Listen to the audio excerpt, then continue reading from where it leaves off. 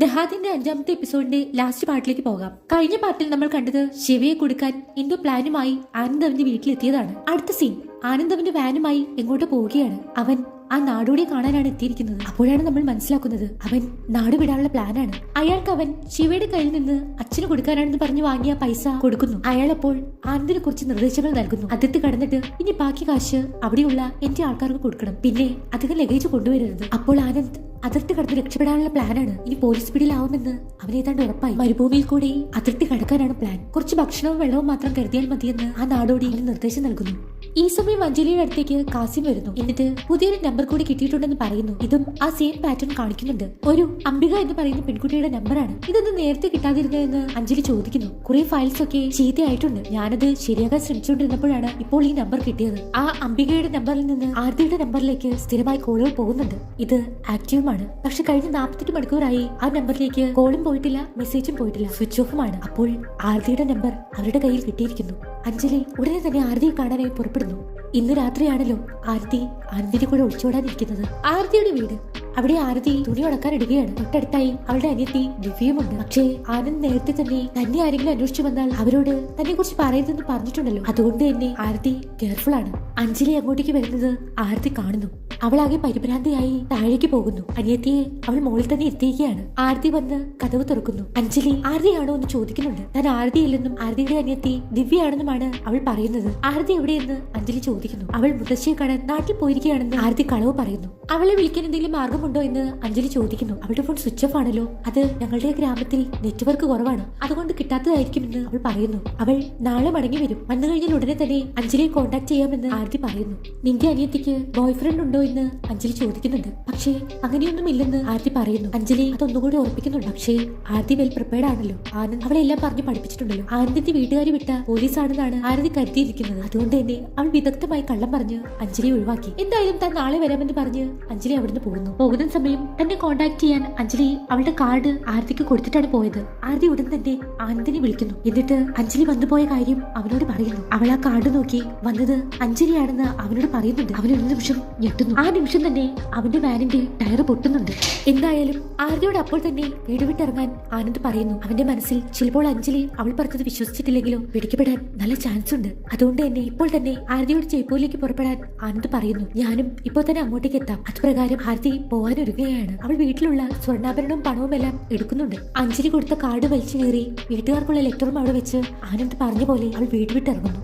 ആനന്ദ് അവന്റെ വണ്ടിയുടെ ടയർ മാറ്റാൻ നോക്കുകയാണ്. പക്ഷേ അവനതിന് ബുദ്ധിമുട്ടാണ്. ആ സമയം അങ്ങോട്ടേക്ക് 2 ചെറുപ്പക്കാർ വരുന്നു. അവർ അവനെ സഹായിക്കാൻ തയ്യാറാകുന്നു. അവന്റെ വണ്ടി കണ്ടിട്ട് ഇതെന്താ ലൈബ്രറി ആണോ എന്ന് അവർ ചോദിക്കുന്നുണ്ട്. താൻ പാവപ്പെട്ട കുട്ടികൾക്ക് ക്ലാസ് എടുക്കാറുണ്ടെന്ന് അവൻ പറയുന്നു. അവനൊരു വലിയ മഹാനാണെന്ന് ആ ചെറുപ്പക്കാർ അവനോട് പറയുന്നു. താങ്കൾ എവിടുന്നാണ് വരുന്നതെന്ന് അവർ ചോദിക്കുന്നു. മണ്ടാവയിൽ നിന്നാണെന്ന് ആനന്ദ് പറയുന്നു. ഓ, മണ്ടാവി ഇപ്പോൾ വലിയ ഫേമസ് ആണല്ലോ. 20ഓളം പെൺകുട്ടികൾ അവിടെ ആത്മഹത്യ ചെയ്തല്ലോ എന്നൊക്കെ അവർ പറയുന്നുണ്ട്. ഓ, ആത്മഹത്യ ചെയ്തതല്ലോ, സൈനൈഡ് കുടിപ്പിച്ച് അവരെ കൊല്ലുമായിരുന്നല്ലോ എന്ന് അയാൾ അത് തിരുത്തുന്നു. അപ്പോൾ നാട്ടുകാർ മുഴുവൻ ഈ കഥ അറിഞ്ഞിട്ടുണ്ട്. എന്റെ കയ്യിലെങ്ങനെ കിട്ടിയിരുന്നെങ്കിൽ അവനെ ഞാൻ വലിച്ചു കീറിയനെ എന്നും അയാൾ പറയുന്നു. ഇത് കേട്ട് ആനന്ദ് അവിടെ നിന്ന് വല്ലാതാകുന്നുണ്ട്. അത് ചെയ്യുന്നവന്റെ അടുത്ത് നിന്നിട്ടാണ് അവരിതെല്ലാം പറയുന്നത്. ആനന്ദിന്റെ വീട്, അവനെന്ന് വീട്ടിൽ ജോലിക്ക് നിൽക്കുന്ന സ്ത്രീക്ക് അവധി കൊടുത്തിരിക്കുകയാണ്. നന്ദന ഇത് വിളിച്ച് ചോദിക്കുന്നു. അപ്പോൾ ഇന്ന് രാത്രി എന്ത് കഴിക്കുമെന്ന് ആനന്ദിനോട് അവൾ ചോദിക്കുന്നുണ്ട്. കപിലിന് ഭക്ഷണം കൊടുക്കണ്ടേ, അത് താൻ മാനേജ് ചെയ്തോളാമെന്ന് ആനന്ദ് പറയുന്നു. അവൻ കപിലിനായുള്ള പാലെടുക്കുന്നുണ്ട്. പക്ഷേ അവനതിൽ എന്തോ കലർത്തുന്നുണ്ട്. ജോലിക്ക് നിൽക്കുന്ന സ്ത്രീ കുറെ ദിവസമായി കണ്ടിന്യൂസ് ആയി ജോലി ചെയ്യുകയല്ലേ, അതുകൊണ്ടാണ് താനിന്ന് അവധി കൊടുത്തതെന്നൊക്കെയാണ് അവൻ ന്യായം പറഞ്ഞിരിക്കുന്നത്. പക്ഷേ അവൻ എന്തോ ചെയ്യാനുള്ള പുറപ്പാടാണ്. വന്ദനയ്ക്ക് ഇന്ന് നൈറ്റ് ഷിഫ്റ്റ് ആണ്. അവൻ ആ മരുന്ന് കലർത്തി പാൽ കപിലിന് കൊണ്ടുപോയി കൊടുക്കുന്നു. ഈ സമയം അവന്റെ അച്ഛന്റെ കോൾ വരുന്നു. അച്ഛൻ അവനെ ചീത്ത പറയുകയാണ്. നീ ശിവയുടെ കയ്യിൽ നിന്ന് എന്റെ പേരും പറഞ്ഞ് 2 ലക്ഷം രൂപ വാങ്ങിച്ചില്ലേ എന്ന് അച്ഛൻ ചോദിക്കുന്നു. ഞാനതൊന്നും വാങ്ങിച്ചിട്ടില്ലെന്ന് ആനന്ദ് പറയുന്നു. നീ എന്നോട് തുണ പറയണ്ട, ശിവ എന്നെ വിളിച്ച് പറഞ്ഞു. നീ എന്ത് കളമാണ് പറഞ്ഞിരിക്കുന്നത് എന്ന് ആനന്ദിനെ അച്ഛൻ വഴക്ക് പറയുന്നു. നീ നാളെ തന്നെ ആ പൈസ കൊണ്ടുവന്ന് എന്റെ കയ്യിൽ തരണം. ഞാൻ ഇതുവരെ ശിവയോട് സത്യം പറഞ്ഞിട്ടില്ല. ഞാനത് പറഞ്ഞാൽ നിനക്ക് നിന്റെ അനിയന്റെ മുഖത്ത് നോക്കാൻ കഴിയില്ല എന്ന് അച്ഛൻ പറയുന്നു. ആനന്ദിന്റെ മുഖത്ത് വല്ലാത്ത ദേഷ്യം വരുന്നുണ്ട്. അവന് അച്ഛനോട് നല്ല ദേഷ്യമുണ്ട്. തിരിച്ച് അച്ഛനും അവനോട് നല്ല ദേഷ്യമുണ്ട്. ശിവയുടെ വീട്, രാത്രി വീട്ടിലെത്തിയ ശിവ ആനന്ദ് ഇന്നലെ കൊണ്ടുവന്ന മദ്യക്കുപ്പിയിൽ നിന്ന് ഡ്രിങ്ക്സ് എടുത്ത് കഴിക്കുന്നുണ്ട്. അതിൽ ആനന്ദ് ഉറങ്ങാനുള്ള മരുന്ന് ചേർത്തിട്ടുണ്ടായിരുന്നു. കപിലിനെയും ആനന്ദ് ഉറങ്ങാനുള്ള മരുന്ന് പാലിൽ കലർത്തി കൊടുത്തത് കാരണം അവനും ഉറങ്ങിപ്പോയി. ആനന്ദ് കപിലിനെ എടുത്ത് കട്ടിൽ കിടത്തുന്നു. അവൻ എന്തിനൊക്കെയുള്ള പുറപ്പാടാണ്. അടുത്ത സീനിൽ അഞ്ജലിക്ക് അവളുടെ ആ കാമുകന്റെ കയ്യിൽ നിന്ന് കോൾ വന്നിരിക്കുകയാണ്. അവന് ഒരു ജോലി കിട്ടിയിരിക്കുന്നു. അതുകൊണ്ട് തന്നെ അവൻ ഈ നാട്ടിൽ നിന്ന് പോവുകയാണ്. പോകുന്നതിന് മുമ്പ് ഒന്ന് കാണാൻ പറ്റുമോ എന്ന് അവൻ അവളോട് ചോദിക്കുന്നു. അവൾ ഞാൻ വരാമെന്ന് പറയുന്നു. പക്ഷേ അവൾക്ക് നല്ല സങ്കടം വരുന്നുണ്ട്. തങ്ങൾ പിരിയാൻ പോവുകയാണെന്ന് അവൾക്ക് ഏകദേശം മനസ്സിലായി. അവൾ വീട്ടിലെത്തി വസ്ത്രം മാറി അവനെ കാണാനായി പുറപ്പെടുന്നു. അവളുടെ അമ്മ അവളെ തടയുന്നുണ്ട്. പക്ഷെ താൻ ഒരു ജോലി സംബന്ധമായ കാര്യത്തിന് പോവുകയാണെന്നും താൻ വരെ വൈകുമെന്നും പറഞ്ഞ് അവൾ അവിടുന്ന് പോകുന്നു. അടുത്ത സീൻ അപ്പോഴാണ് കാണിക്കുന്നത് ആനന്ദ് ശിവയുടെ ആ കടയുടെ മുമ്പിൽ എത്തിയിരിക്കുകയാണ്. ശിവയുടെ ആ കാറ് അവിടെ കിടക്കുന്നുണ്ട്. അതിന്റെ കീ ആണ് ഇന്നലെ ശിവയുടെ അലമാരയിൽ നിന്ന് ആനന്ദ് എടുത്തത്. അവൻ അതുപയോഗിച്ച് ആ കാർ എടുത്തുകൊണ്ട് പോകുന്നു. ശിവ വീട്ടിൽ ആ മദ്യം കുടിച്ച് ഉറങ്ങിപ്പോകുന്നു. അതിൽ ഉറങ്ങാനുള്ള മരുന്ന് കലർത്തിയിരുന്നല്ലോ. അഞ്ജലി ആ പയ്യനെ കാണാൻ എത്തിയിരിക്കുകയാണ്. അവർ അവരുടെ റിലേഷനെ കുറിച്ച് സംസാരിക്കുന്നു. ഇനി അവരുടെ റിലേഷൻ അവിടെ അവസാനിക്കുകയാണെന്ന് അവർക്ക് മനസ്സിലായി. അന്ന് അവർ അവിടെ ഒരുമിച്ച് കഴിയുന്നു. അടുത്ത സീൻ ആനന്ദ് ശിവയുടെ കാറുമായി ജയ്പൂരിലെ ആ ഹോട്ടലിലെത്തി. അവിടെ റൂമിൽ ആരതി കാത്തിരിക്കുന്നുണ്ട്. ആരതിയുമായി ആനന്ദ് അന്ന് അവിടെ കഴിയുന്നു. അഞ്ജലിയെ ആ പയ്യൻ കൊണ്ടുവന്ന് പോലീസ് സ്റ്റേഷനിലാക്കുന്നു. ഇത് നമ്മുടെ അവസാനത്തെ സ്റ്റോപ്പാണെന്ന് അവൻ പറയുന്നു. അവർ തമ്മിലൊന്ന് കെട്ടിപ്പിടിച്ച് അവിടുന്ന് പിരിയുന്നു. എന്നെ മിസ് ചെയ്യോ എന്ന് അവൻ അവളോട് ചോദിക്കുന്നുണ്ട്. ഇല്ലെന്ന് അവൾ കളി പറയുന്നു. എന്തായാലും അവൾ ആ കാറിൽ നിന്ന് ഇറങ്ങുന്നു. ഈ സമയം അവൻ അവൾക്ക് ഗർഭനിരോധന ഗുളികയുടെ ഒരു പാക്കറ്റ് കൊടുക്കുന്നുണ്ട്. അതുമായി അവൾ സ്റ്റേഷനിലേക്ക് കയറി പോകുന്നു. അവൾ സ്റ്റേഷനിലെ ടോയ്ലറ്റിൽ കയറി കഥ കടയ്ക്കുന്നു. എന്നിട്ട് ആ ഗുളിക കഴിക്കുന്നുണ്ട്. പെട്ടെന്ന് അവൾക്ക് ഒരു കാര്യം കത്തുന്നു. അവൾ ആ ഗുളികയുടെ കവറിലേക്ക് നോക്കുന്നു. താൻ അടച്ചിരിക്കുന്ന വാതിലേക്കും അവൾക്ക് ഒരു കാര്യം മനസ്സിലായിട്ടുണ്ട്. അവൾ പെട്ടെന്ന് ആ ബാത്റൂമിൽ നിന്ന് പുറത്തിറങ്ങുന്നു.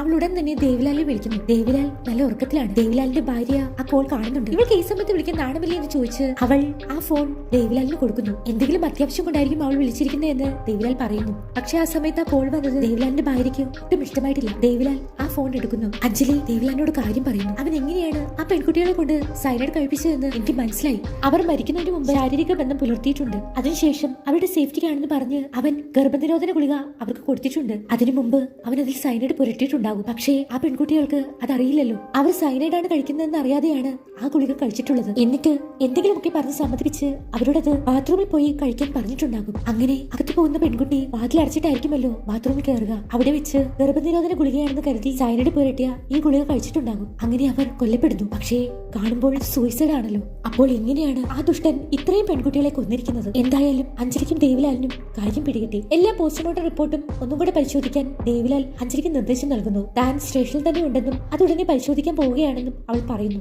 എന്തായാലും നീ ചെയ്തത് വലിയ കാര്യമാണെന്ന് ദേവിലാൽ അഞ്ജലിയെ അഭിനന്ദിക്കുന്നു. ഇത് കേട്ട് ദേവിലാലിന്റെ വൈഫിന് ദേഷ്യം വരുന്നുണ്ട്.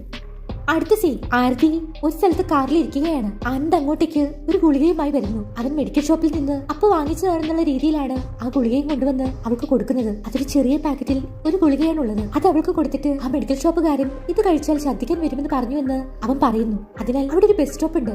അവിടെ ഒരു പബ്ലിക് ടോയ്ലറ്റ് ഉണ്ട്. നമുക്ക് ഇത് അവിടെ പോയി കഴിക്കാമെന്ന് അവൻ പറയുന്നു. അവൻ വളരെ നാച്ചുറൽ ആയിട്ടാണ് ഇതെല്ലാം പറയുന്നത്. അവൾ അത് വിശ്വസിച്ച് അതിന് സമ്മതിക്കുന്നു. ഇങ്ങനെയൊക്കെ പറഞ്ഞിട്ടാണ് ഇത്രയും പെൺകുട്ടികളെ അവൻ കൊന്നിരിക്കുന്നത്. അവൻ ആ പബ്ലിക് ടോയ്ലറ്റിന്റെ അടുത്ത് അവളെ എത്തിക്കുന്നു. ഒരു ബോട്ടിൽ വെള്ളവും കൂടെ അവൻ അവൾക്ക് കൊടുക്കുന്നുണ്ട്. അത് ശിവയുടെ വീട്ടിൽ നിന്നും എടുത്ത ആ ബോട്ടിൽ തന്നെയാണ്. എന്നിട്ട് ഞാനിവിടെ കാത്തിരിക്കാം, നീ വേഗം വരണമെന്ന് പറഞ്ഞ് അവളെ പറഞ്ഞു വിടുന്നു. ശിവയുടെ ആ കാറിലാണ് അവർ വന്നിരിക്കുന്നത്. അവൾ ആ ടോയ്ലറ്റിലേക്ക് കയറി പോകുന്നു. അവൻ അപ്പോൾ തന്നെ ആ കാർ അവിടുന്ന് എടുത്തുകൊണ്ട് പോകുന്നു.